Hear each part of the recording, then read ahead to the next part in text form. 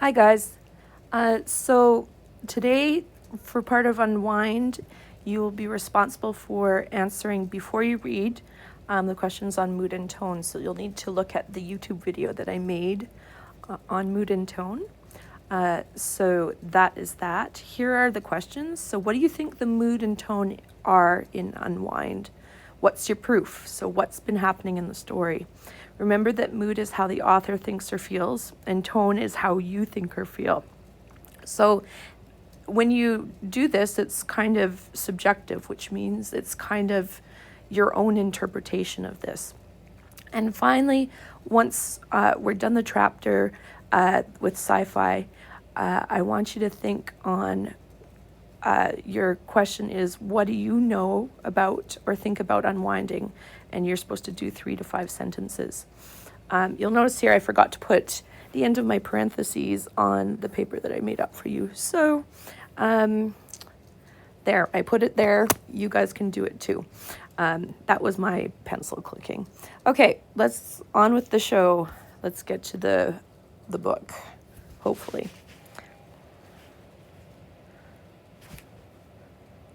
Oh no, my printer needs paper. Anyway, Lev pulls everything out of his pocket, cradling it in his arms, runs to the far end of the playground. He digs in the cold sand and drops it all in, kicking the sand back over. When he's done, he smooths it over with the slide of his shoe, dropping a scattering of leaves above it. He goes back to Sci-Fi, who's sitting there, just like Lev left him, with his hands over his face. Remember that Sci-Fi has that like treasure trove of things? It's done, Lev says. You can look now. When Sai takes his hands away, there's blood all over his face from the cuts on his hands. Sai stares at his hands, then looks at Lev helplessly. Well, like a kid who just got hurt in a playground. Lev half expects him to cry. You wait here, Lev says. I'll go get some bandages. He knows he'll have to steal them. He wonders what Pastor Dan would say about all the things he's been stealing lately. Thank you, Fra. Sai says, You did good. I ain't gonna forget it. The old umber lilt is back in his voice. The twitching has stopped. Sure thing, says Lev with a comforting smile, and he heads off to find a pharmacy. What Sci-Fi doesn't know is that Lev has kept a single diamond bracelet, which he now hides in the inside pocket of his not-so-white jacket. I like the imagery of the not-so-white jacket. It kind of sort of symbolizes Lev, right? Lev finds them a place to sleep that night. It's the best that they've had yet, a motel room. Finding it wasn't all that hard to do. He scouted out a rundown motel with many cars out front. Then it was just a matter of finding an unlocked bathroom window in an unoccupied room. As long as they kept the curtains drawn and the lights off, no one would know that they were even there. My genius just keeps on rubbing off on you, Sci-Fi tells him. Sighs back to his old self, like the incident that morning never happened. Only it did happen, and they both know it. Outside, they hear a car door open. Lev and Sai prepare to bolt if a key turns in the motel room lock. But it's another door they hear opening, a few rooms away. Sai shakes out his tension, but Lev doesn't relax, not yet.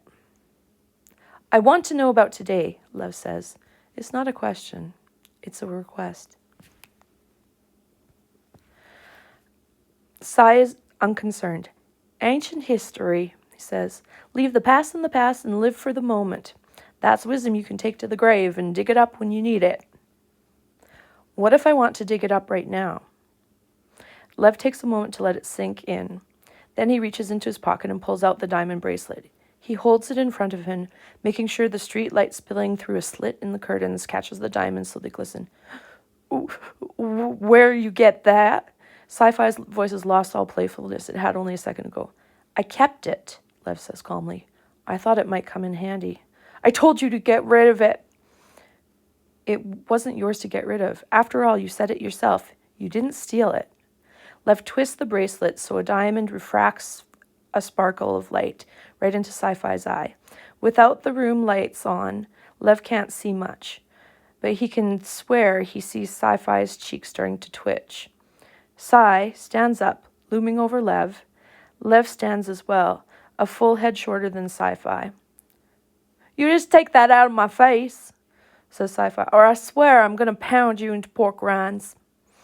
Lev thinks he might actually do it too. Sci-Fi clenches his fists. With the bandages, he looks like a boxer, hands wrapped before putting on gloves. Still, Lev doesn't back down. He just dangles the bracelet.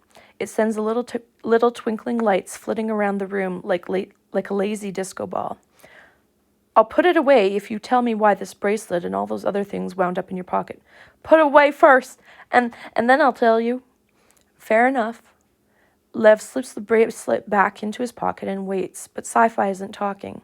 So Lev gives him a little prompt. "What's his name?" Lev asks. "Or is it a she?" Sci-Fi's shoulders slump in defeat. He crumples into a chair. Lev can't see his face at all now in the darkness, so Lev listens closely to his voice. As long as it still sounds like Sai's voice, he knows Sai's okay. Lev sits himself down on the edge of the bed a few feet from Sai and listens. "It's a he," Sai says. "I don't know his name. He must have kept his name in another part of his brain.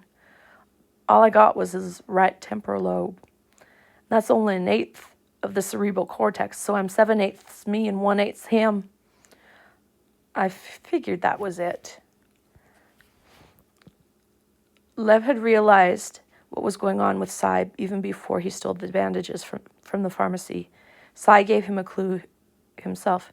"Do it before he changes my mind," Sai had said. So, he was a shoplifter? He had problems. I guess those problems are why his parents had him unwound in the first place. And now one of his problems is mine.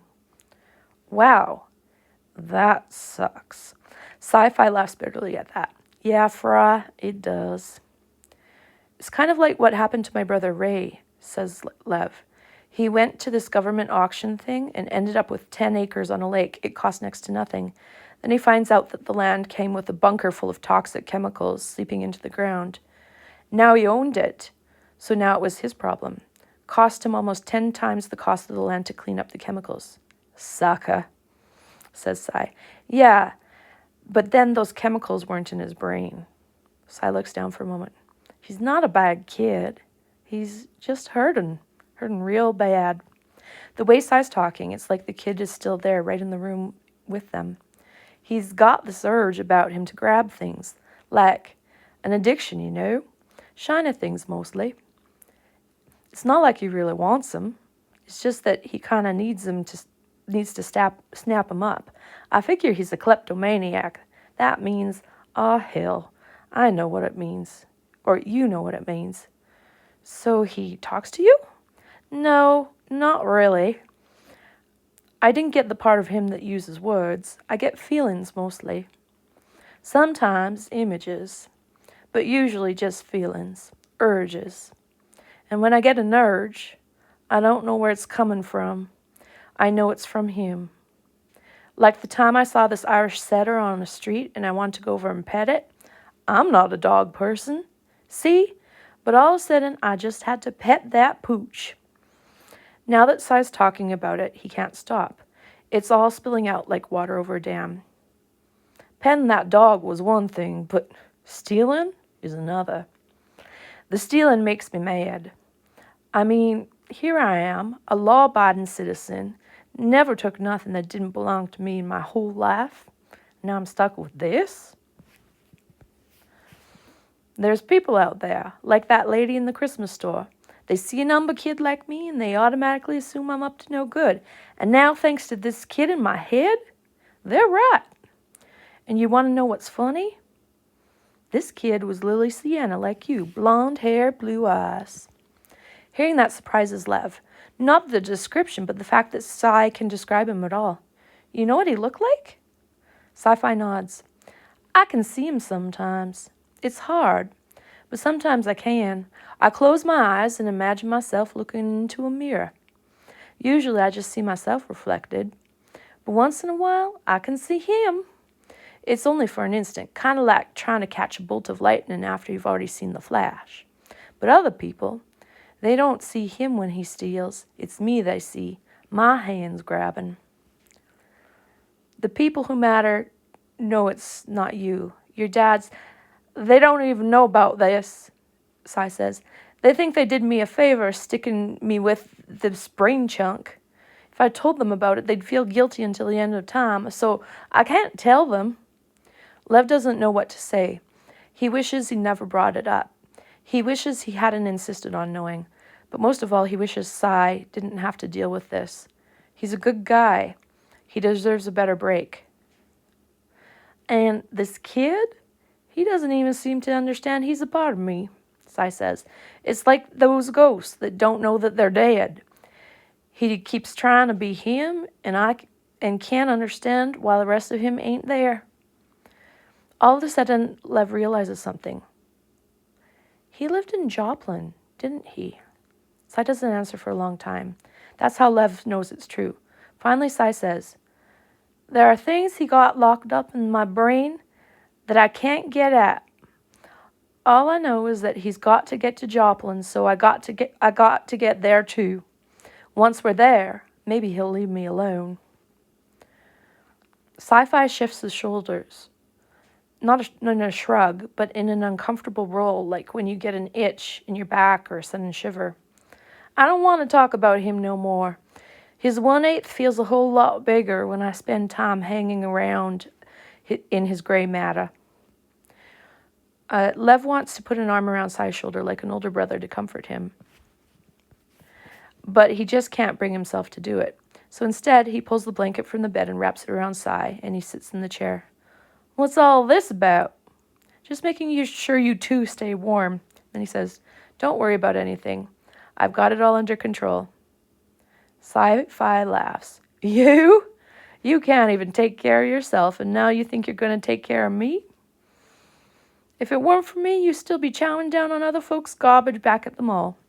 That's right. But you helped me. Now it's my turn to do the same for you. And I'm going to get you to Joplin.